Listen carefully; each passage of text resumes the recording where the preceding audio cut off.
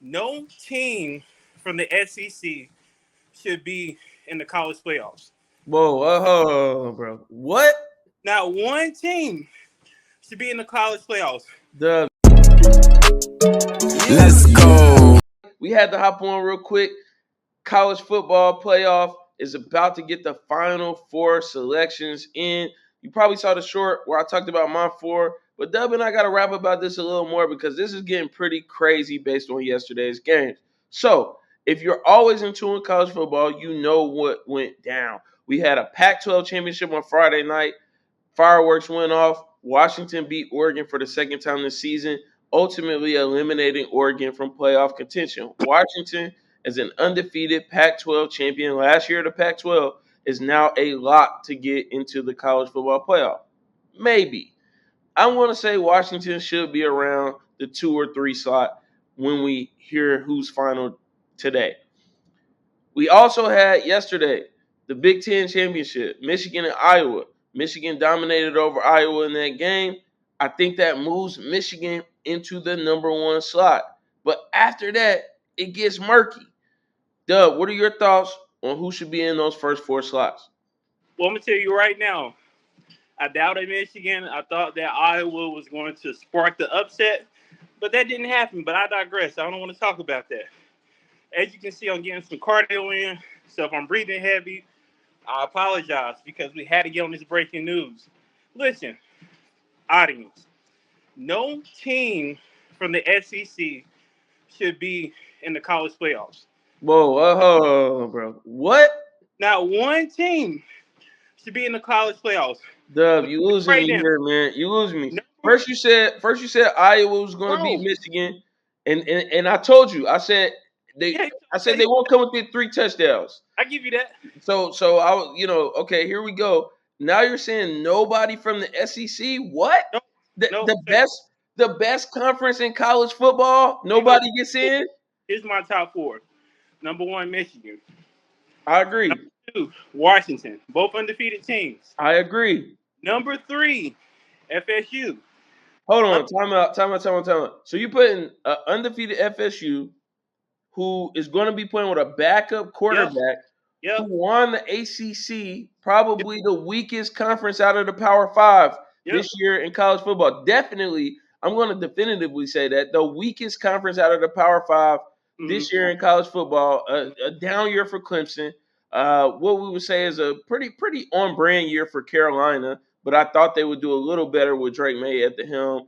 Yep. But you're putting an undefeated Florida State at number 3. Keep going. Yes. And number four, Texas. Here's why. I know everyone's retort is going to be, oh, well, Texas lost to Oklahoma, and Oklahoma ain't really in the mix right now. Listen, man, at the point in time when Texas played Oklahoma, Oklahoma was ranked number 12th in the country, and they were 6-0.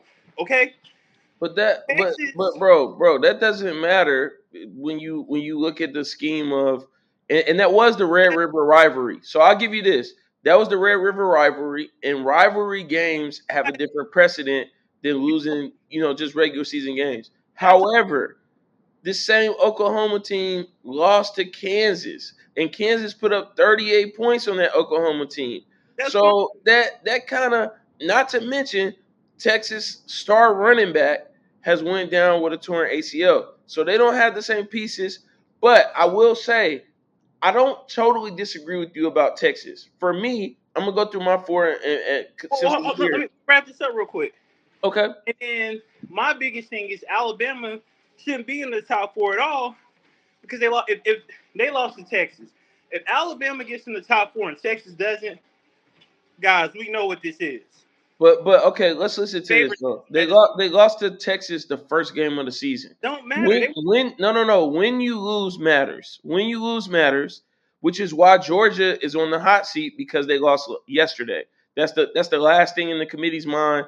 That's their first loss in nearly 3 years. they So that's lost the to last thing on the committee's mind. But when you lose matters.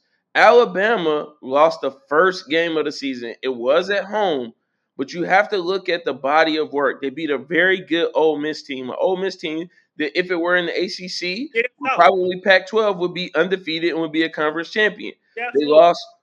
I mean, excuse me. They beat LSU. LSU, a team that does have 3 losses, but again, they play in the SEC. They got the Heisman Trophy winner in Jaden Daniels, And a shitty defense. and they've got 2 great wide receivers in Brian Thomas and Malik Neighbors. So they beat that LSU team. And then you look at again, they go into the SEC championship against a 2-time defending national champion looking to make a three-peat, which is unprecedented in this era of college football, and they upset them in the SEC championship. That is a hard resume for anybody to go against. So we got your 4. I'm gonna give you my 4 based on that, and I think we're pretty close until you get to 3 and 4, right? And we'll get on that. Like I said, at 1, Michigan. Michigan has the best resume. Harbaugh was going for 4 games. They held it down. Shout out to the interim coach on what he did there. They've got Blake Corum, who is a wrecking ball. Receiving core isn't as strong, but again, they have a dominant defense. They have a solid former 5-star quarterback in JJ McCarthy, who's coming to his own. Michigan is the best team in college football right now. They're at number 1. And number 2 is Washington. By way of them being undefeated, they beat several top 25 teams throughout the season. They beat Utah. They beat Oregon twice. They beat Oregon State. They won the rivalry game between Washington State. They did everything they had to do. They have a Heisman candidate in Michael Penix Jr. They have a top 3 receiver in the country as well. Washington is number 2. No questions there. Where we begin to differ, you got Florida State at number 3. Yes, Florida State is undefeated. They're ACC champion. It's unprecedented to leave an undefeated conference champion out of the college football playoff. But this year is going to be the first year it happens. Florida State will not be in the college football playoff. I do think they'll be in a major bowl game, of course, New Year's Six, but they won't be in the college football playoff, and it's all because they lost Jordan Travis, right? This is unprecedented. We've never seen this happen before, but it's a tough thing that the committee's going to do, and they're going to leave Florida State out. So, boom, we get that out the way. Florida State's gone. For me, at number 3, you have Georgia. Let's not forget this is 2-time defending national champion. Let's not forget they went undefeated throughout the regular season. Their strength of schedule isn't super strong, but let's not be a what have you done for me lately bunch here. Georgia is still a big dog. They have 2 players in McConkey and the big tight end. I cannot think of his name right now. Losing my train of thought, but forgive me for that. 2 top receivers in those 2 guys that were both hurt yesterday, played through injury, yet and still they made this game competitive. I would have liked to see a little more out of Carson Beck when it came to taking the ball down and getting out of the pocket. I think they could have won this football game if he was more susceptible to making that decision early and not staying in that pocket with this ferocious Alabama defense. So I think Georgia drops from 1 to 3 because, again, it matters where they are in the rankings last week, right? That if they were at 3 or 4, I would say that Georgia drops on out. But they were at number 1, so I don't think they dropped too far. Maybe they dropped to 4, but I don't see them dropping further than 4. Then you have this conundrum of Texas and Alabama. And I mind you, it is a big conundrum, right? Texas beat Alabama. They've only got 1 loss. They won their last year in the Big 12 as they move on to the SEC. So I get it. I love what Steve Sarkisian is doing. I love his comeback story. I like this Texas football team. But then on the other hand, you got Alabama. And we know who Nick Saban is and what he does. I feel like this is the best coaching job that Nick Saban has done in his time at Alabama.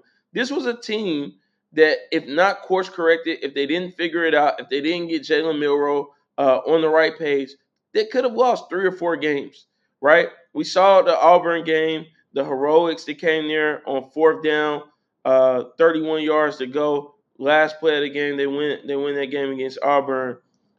This team is a great football team. We saw the dominance against Georgia last night. If I got to choose, I say that you take Alabama because they've got the bigger win. Simply, Texas beating Alabama is a big win. You could put them over Alabama, but Alabama beat the 2-time defending national champions. And you can't leave Georgia out just because of history. Like we can't say, oh, they lost the conference championship. They're out. They're not a conference champion. They're not. I think you still got to put them in as one of the top teams in the country. You can't punish them and totally lead them out of the college football playoff. However, what would be unprecedented, I don't even know if they have the power to do this, but I say the committee's making all these decisions anyway, right? Let's make a decision to have a 16 playoff, emergency decision. Let's have these couple of teams play it out, right? Like Michigan, Washington, you guys are good. Texas, Alabama, we don't know who to put in. We want to see y'all play again. Play again. I know Florida. JJ Watt had posted that on his Twitter thing yesterday evening or this morning. Mhm. But why? We had the whole season to figure out who's the top four teams in the country. And I understand when you So going by, if we go by that, then I guess you could say Michigan, Washington, Florida State, and Texas. You yes, Michigan, Washington, Florida State, Texas. But that's not how it goes. you of course, Florida State strength of schedule isn't there. Again, if we were going to say the college football playoff was just strictly conference champions within the Power Five, maybe we do that. The problem with that though is, there's the Power Five and it's a 14 playoff. So there will still be someone left out, no matter what. So again, I think you have to put Alabama in over Texas simply because they have the bigger win. And then they had the bigger wins throughout the season, playing in the SEC versus playing in the Big 12. Which Texas won't have to worry about this beyond this year because they're moving into the SEC. But that's where I've got it. We're 45 minutes out from hearing a final decision. I'm excited to hear what could come, and I wholeheartedly believe those four picks I threw out will be correct we'll see. for We'll see. sure. Hey, listen, let us know in the comments who you have making it to the college football playoff. Is your team going to be there? Is it Go Blue? Is it Roll Tide? What you got going on? Let us know. As always, give us that CLS treatment. Comment, like, subscribe. We'll be back with more from me in the arena.